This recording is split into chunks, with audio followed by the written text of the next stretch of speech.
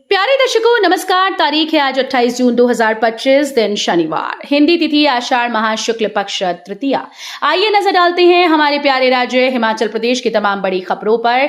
Video शुरू करने से पहले कमेंट बॉक्स में जय हिंद लिखकर हमें सपोर्ट जरूर करें। तो चलिए शुरू करते हैं। सीएम सुक्खू बोले, हिमाचल में रोबोटिक सर्जरी की शुरुआत, स्वास्थ्य सेवाओं की दिशा में नई क्रांति। हिमाचल प्रदेश में स्वास्थ्य विभाग में क्रांतिकारी परिवर्तन लाकर लोगों को विश्व स्तरीय स्वास्थ्य सुविधाएं प्रदान करने की मुख्यमंत्री सुखविंदर सिंह सुक्खू की सोच धरातल पर उतर रही है। शिमला में अटल सुपर स्पेशलिटी आयुर्विज्ञान संस्थान चमियाना प्रदेश का पहला स्वास्थ्य संस्थान बनने जा रहा है, जहां पर डॉक्टर आज की सबसे आधुनिक तकनीकों से मरीजों का ऑपरेशन करेंगे। ऑपरेशन करने के लिए एम्स दिल्ली की तर्ज पर 28 करोड़ रुपए की लागत से खरीदा गया पहला रोबोट चमियाना पहुंच गया है और जुलाई महीने में इसको स्थापित करने की प्रक्रिया पूरी कर ली जाएगी, जिसके बाद मरीजों के ऑपरेशन इस आधुनिक तकनीक से शुरू हो जाएंगी।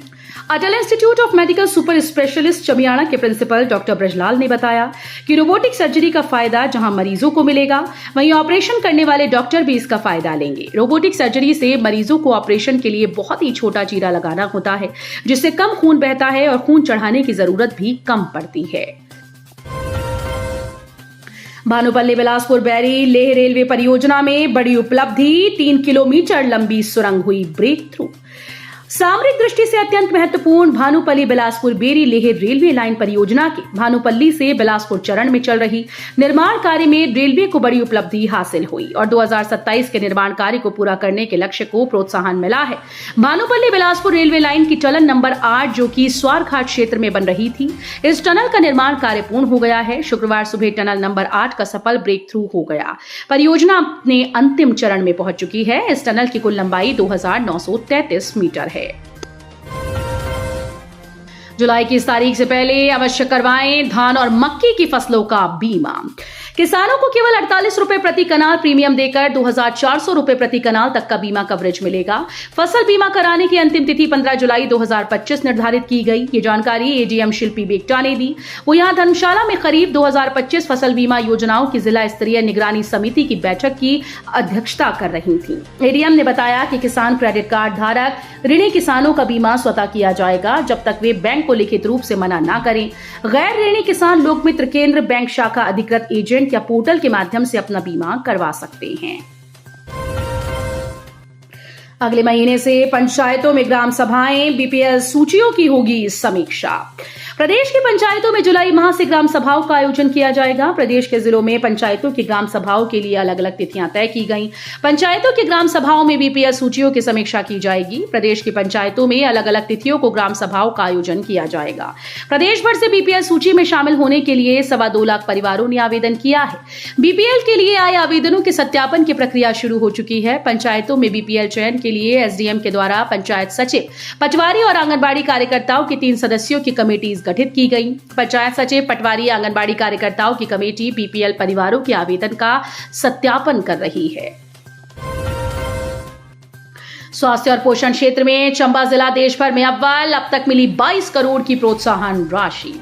आकांक्षी जिला कार्यक्रम में स्वास्थ्य और पोषण क्षेत्र के सूचकांकों में चंबा ने देश भर में प्रथम स्थान प्राप्त कर एक महत्वपूर्ण उपलब्धि अपने नाम की।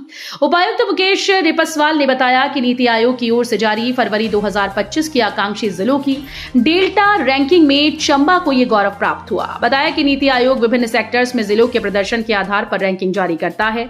जिन क्षेत्रों में अपेक्षाकृत बेहतर परिणाम प्राप्त होते हैं, उन सेक्टर्स को और अधिक सुदृढ़ करने के उद्देश्य से विशेष प्रोत्साहन राशि भी प्रदान की जाती है। स्वास्थ्य, पोषण, शिक्षा, कृषि, जल संसाधन, वित्तीय समावेशन, कौशल विकास और बुनियादी ढांचागत विकास से संबंधित सूचकांकों में उत्कृष्ट प्रदर्शन के लिए चंबा जिले को मार्च 2019 से अब तक 22 करोड़ की प्रोत्साहन राशि नीति आयोग से प्राप्त हुई।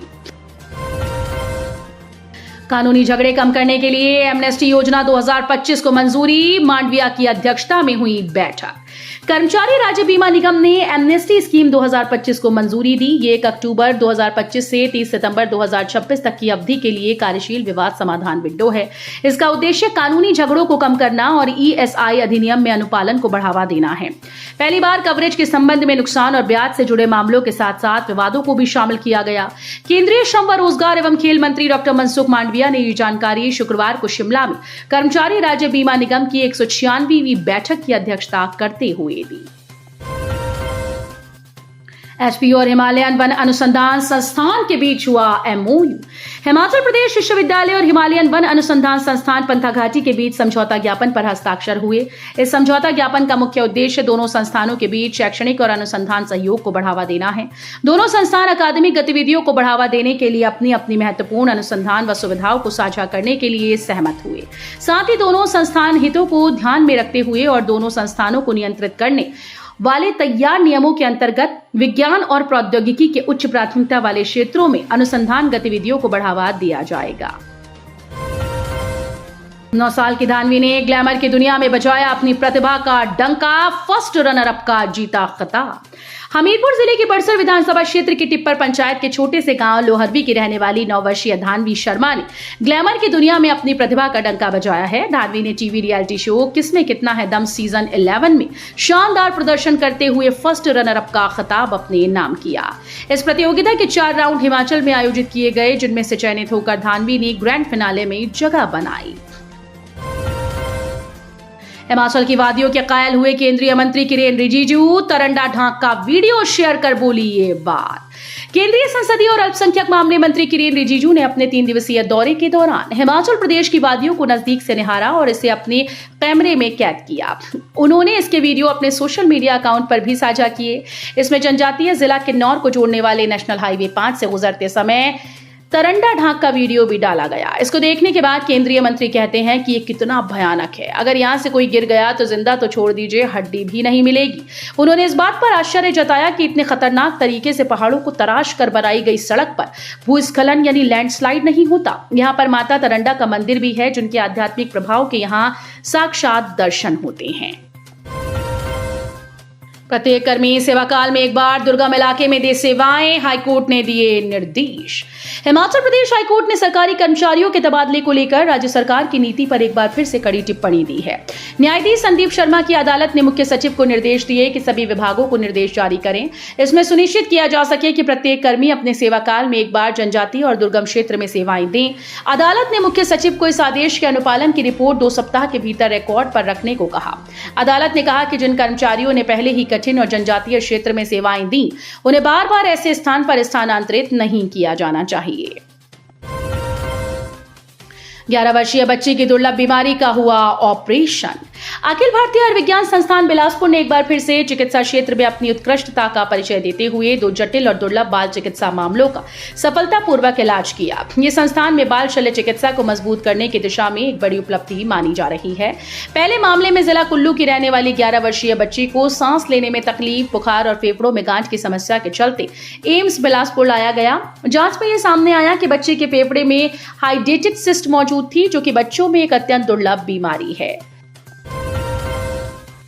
टोल टैक्स बैरियर पर कार सवारों की दबंगई, पर्ची कटवाने को कहा तो कर दी तोड़फोड़, कैश छीनकर हुए फरार। पुलिस थाना डमटाल के अंतर्गत आते भद्रोया टू कंडवाल सड़क मार्ग पर स्थापित टोल टैक्स बैरियर भद्रोया पर एक Punjab number taxi permit car में सवार लोगों के द्वारा तोड़फोड़ कर टोल कर्मचारियों से नकद राशि छीनकर भागने का मामला प्रकाश में आया। ऑन गवर्नमेंट ड्यूटी की गाड़ी की आड़ में हो रही थी चिट्टा तस्करी, बड़ा खुलासा।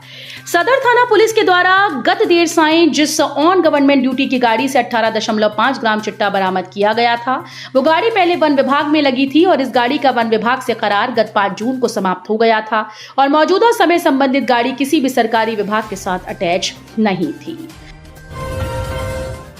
एक छोटी सी गलती से हुई व्यक्ति की मौत, जानिए मामला। झंडूता विधानसभा क्षेत्र के अंतर्गत गांव नगराव के निवासी चुनीलाल की संदिग्ध परिस्थितियों में मौत हो गई। जानकारी के अनुसार गत शाम को चुनीलाल ने घर पर किसी जहरीली वस्तु का सेवन कर लिया था।